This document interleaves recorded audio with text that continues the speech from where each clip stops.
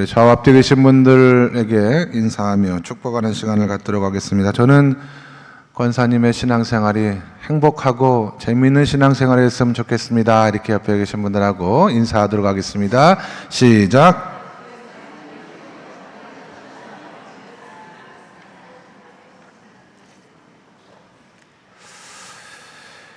자, 어떤 분들은 신앙생활 하시면서 예수 믿는 것이 너무나 재밌고 너무나 행복하다 이렇게 말씀하시는 분들 계시고요. 또 어떤 분들은 신앙생활하고 교회 나오는 것이 막 그냥 그렇거나 또 아주 힘이 들고 부담이 된다고 하시는 분들도 간혹가다 계십니다. 그래서 오늘은 우리가 예수를 믿는 것이 왜 재미가 없는지, 그리고 어떻게 하면 신앙생활을 더 재미있고 행복하게 할 수 있는지에 대한 비결을 말씀을 통해서 함께 나누도록 하겠습니다. 오늘 우리가 함께 봉독한 본문의 말씀에 보시면 아주 유명한 예수님의 두 가지 비유의 말씀이 등장을 하고 있는 것을 볼 수가 있어요. 하나는 밭에서 일을 하다가 보화를 발견한 한 사람의 이야기가 나옵니다.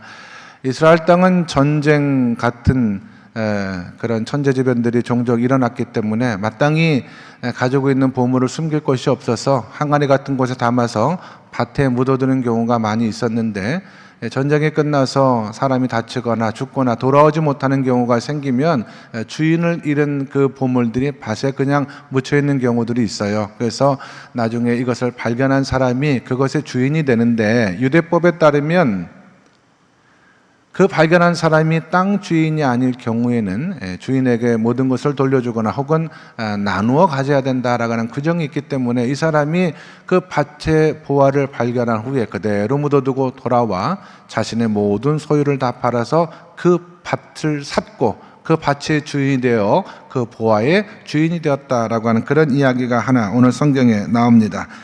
그 다음에 나오는 이야기는 좋은 진주를 발견하고 어떤 장사하는 분이 좋은 진주를 찾다가 정말 값지고 좋은 진주를 발견하여 자기의 모든 소유를 다 팔아서 그 진주를 샀다라고 하는 그런 이야기가 나옵니다.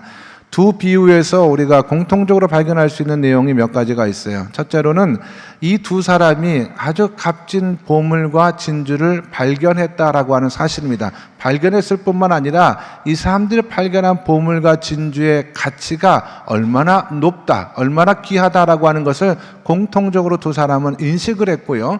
두 번째 공통점은 무엇이냐면 그 보화와 진주를 발견한 사람이 돌아가서 자신의 소유를 다 팔아서 그 밭과 그 진주를 샀다라고 하는 공통점이 있습니다. 마지막 세 번째로는 이 두 사람이 보물과 그리고 진주를 산 다음에 기뻐했다라고 하는 말씀. 처음에 밭에 보화를 발견한 사람은 기뻐하며 돌아가서 자신의 모든 소유를 다 팔아 그 밭을 샀다라고 기록이 되어져 있고, 진주를 발견한 사람이 기뻐했다는 말씀은 없습니다만은 너무나 가치 있는 진주를 발견하고 자신의 모든 소유를 다 팔아서 그 진주를 샀다라고 한다면 그것을 하고 난 다음에 이 사람이 슬퍼하지는 않았을 것이죠. 그도 원하는 것을 손에 얻었기 때문에 마음속에 큰 만족과 기쁨이 있었을 것이다 라고 생각을 합니다. 여기서 우리는 어떻게 하면 예수 믿는 것이 재미있고 기쁠 수가 있는가라고 하는 비결을 한 두 가지 정도 발견할 수가 있어요.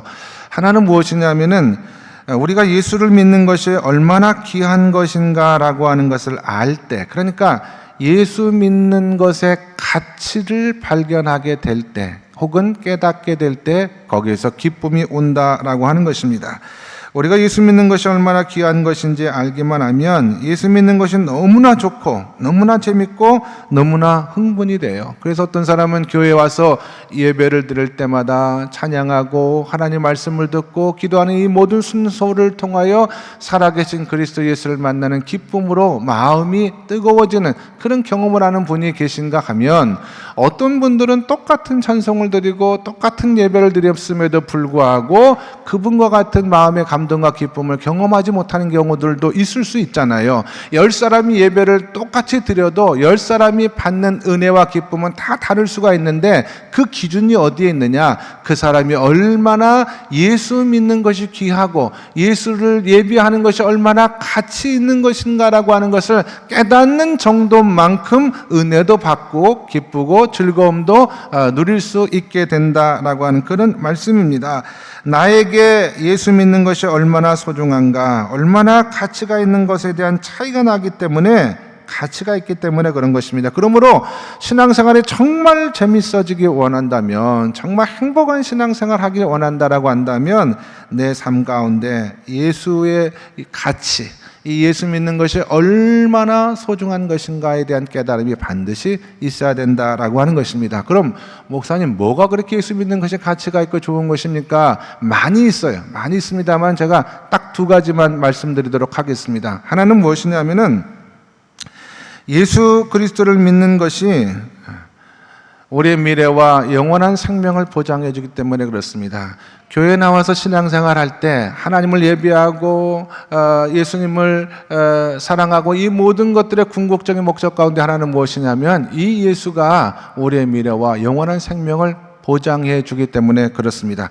그것을 예수 그리스도를 나의 구세주로 믿고 받아들인다라고 하는 의미가 되겠죠. 젊은 사람들은 죽음 이러면 그건 뭐 남의 이야기처럼 흘려듣기가 쉽습니다. 그렇죠. 바쁘게 살고 아이를 키우고 살아가는 동안에 죽음에 대한 문제를 그렇게 깊이 생각해 볼 여유가 어디 있겠습니까? 근데 나이가 드신 분들 가만히 곁에서 봐도 영원히 죽지 않을 것처럼 사시는 분들도 많이 계십니다. 우리가 죽음이라고 하는 것을 인정하든 인정하지 않든 우리가 죽음을 맞이한다라고 하는 것은 어쩔 수 없는 우리 앞에 있는 현실입니다. 그런데 막상 죽음을 앞에 두면 사람들은 여러 가지 다른 태도로 죽음을 맞이합니다. 저는 목사가 되어서 많은 임종의 장면에 참여한 경험을 가지고 있어요. 어떤 사람들은 내 인생을 통틀어서 내가 이루어놓은 것이 별로 없다라는 생각에 후회하는 죽음을 맞이하는 분들도 계시고요.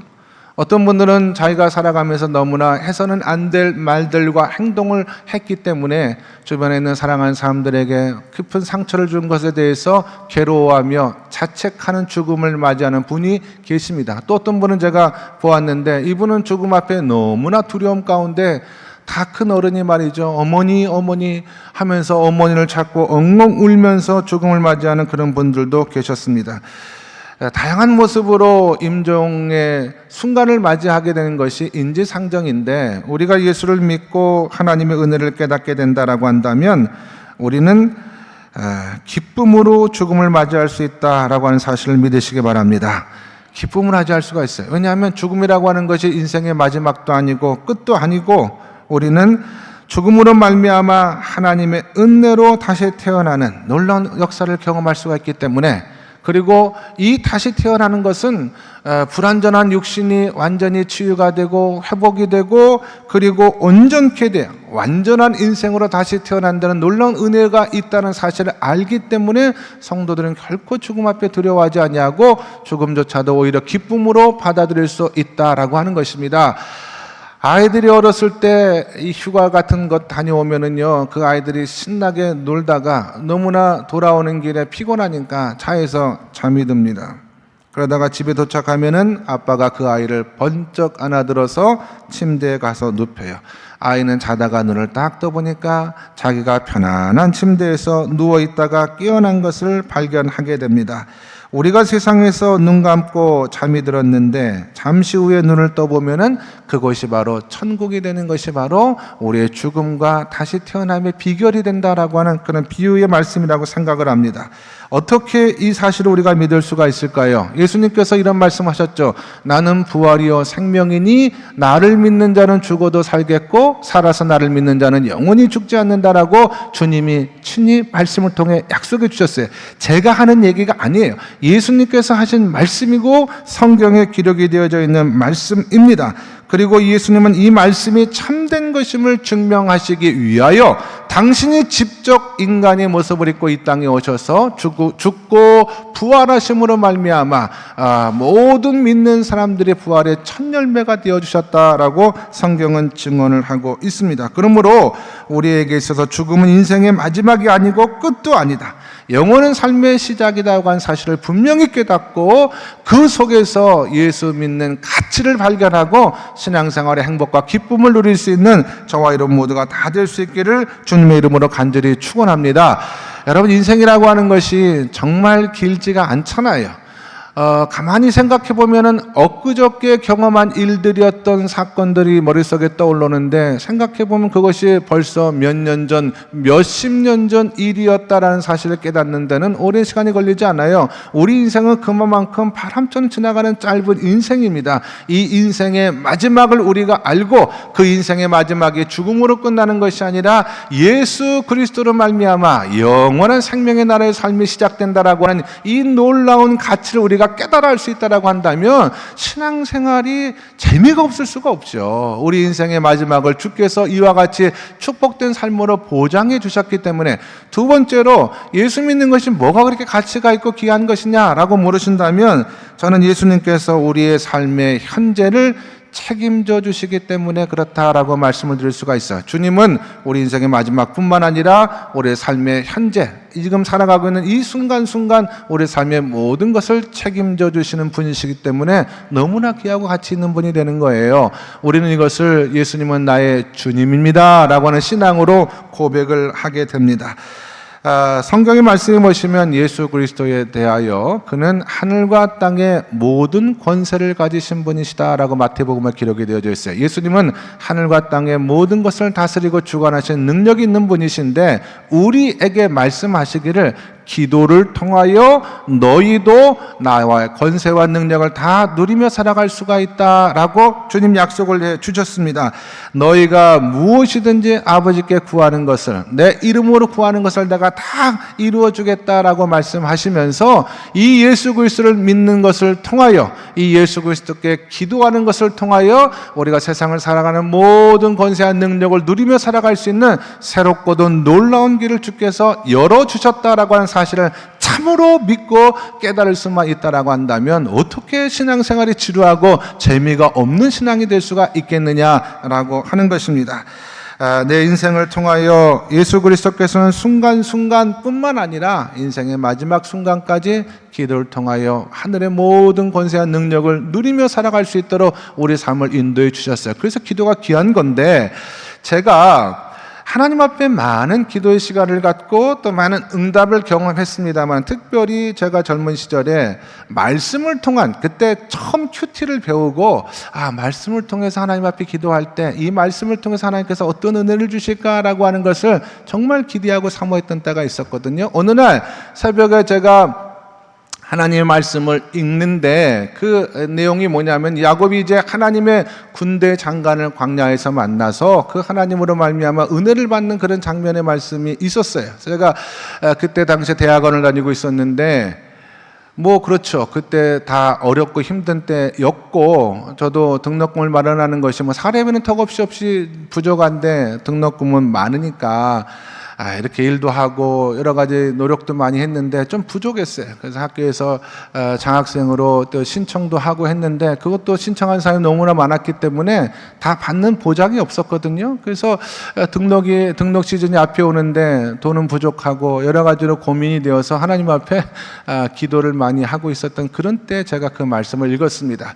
대학원에 가서 수업을 마치고 식당에서 식사를 하는데, 마침 제 앞에 앉았던 분이 학생회에서 일하시는 좀 안면이 있는 그런 선생님이셨는데, 그분이요, 제가 물어보지도 않았는데 등록 시즌이니까 저한테 말씀하시는 거예요. 전사님은 어떻게 등록 잘 마쳤냐고. 그래서 제가 사정대로 얘기했죠. 제가 이렇게 해가지고 노력은 하고 있는데 부족한 부분이 많이 있어서 그렇게 다 말을 못했다라고, 제가 장학생으로 신청한 것만 해도 좀 나오면 도움이 되겠다고 그런 얘기를 했더니 그분이 잠깐만 기다리라고 하더니 전화기를 들어가지고요, 여기저기 전화하시더니 걱정하지 말라고 다 해결해 주었다고 하는데 제가 깜짝 놀랐어요. 왜냐하면 제가 그날 아침에 하나님, 지하철을 타고 학교를 가면서 하나님의 군대 장관을 오늘 만나게 해주셔서 제가 기도하는 이 문제가 해결되게 도와주세요 라고 기도를 했는데 그분을 통해서 응답이 딱 오니까 제가 밥 먹다가 벌떡 일어나가지고 하나님의 군대 장관, 하나님의 군대 장관 그렇게 소리를 쳤어요. 사람들은 모르죠. 제가 왜 그렇게 소리를 치고 깜짝 놀랐는지. 왜냐하면 그분이 하나님이 보내주신 군대 장관이셨고 그분을 통해서 제가 기도했던 것이 응답을 받았다라고 하는 것이죠. 저는 기도를 통해서 응답을 받은 경험이 많이 있지만 그날 아침에 말씀을 통해서 이렇게 하나님께서 구체적으로 제 삶을 인도해 주시고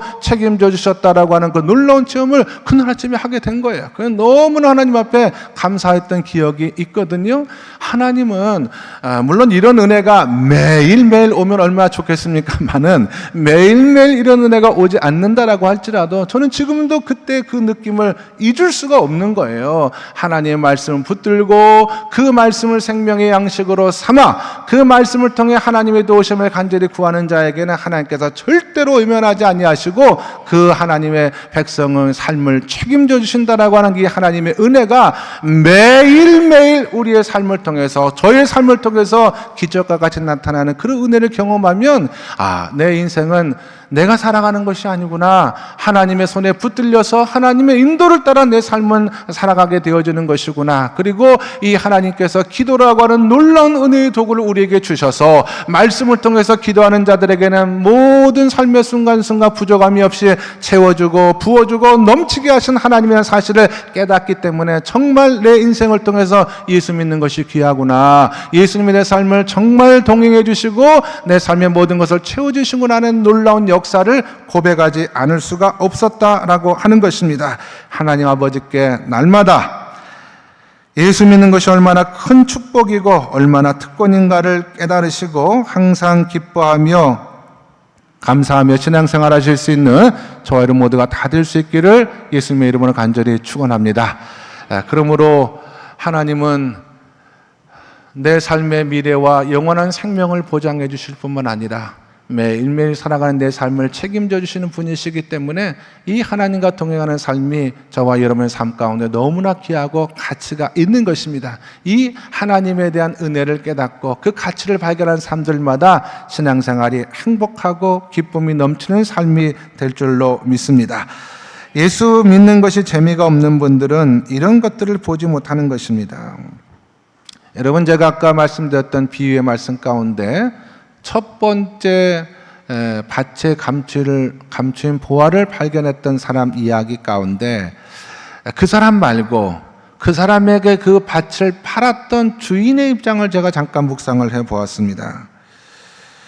산 사람이 아니라 판 사람, 땅에 보물이 파묻혀 있다고 한 것을 보니까 이분은 평상시에 그 땅을 농사 짓는 분은 아니었던 것 같아요. 주인이었지만 농사를 지었다라고 한다면 그분도 밭에 감추었던 보화를 발견할 수가 있었겠죠.